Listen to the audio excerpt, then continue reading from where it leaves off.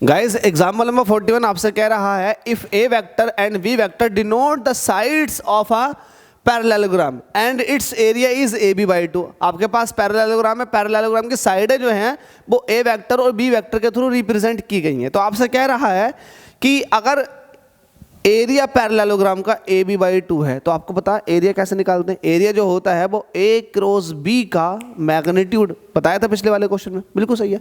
हमसे कह रहा find the angle between A and B, A और बी के बीच का एंगल फाइंड आउट करो। सिंस वी नो दैट, हम एक बात जानते हैं, क्या ए क्रॉस बी जो होता है वो होता है ए B sine theta.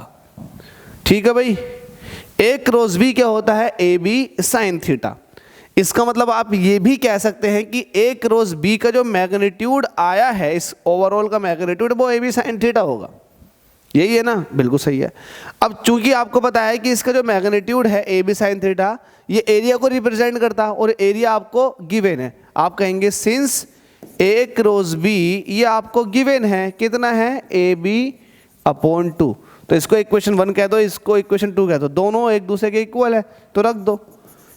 A B sine theta is equal to A B by 2, तो ए बी से ए बी कट गया, sine theta is equal to आ जाएगा 1/2। बताओ साइन में 1/2 कितने एंगल की वैल्यू होती है, ये होती है साइन 30 डिग्री की वैल्यू, तो थीटा कितना हो जाएगा 30 डिग्री।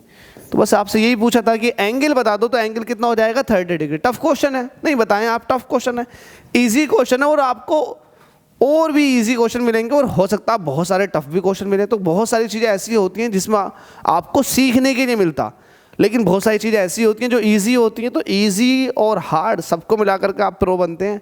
न्यूमेरिकल्स ऐसे थोड़े ना आने शुरू हो जाते हैं हर किसी से, उसके लिए मेहनत करनी पड़ती है, रगड़ाई करनी पड़ती है बहुत ज़्यादा भाई अपने आप की। Thank you so much.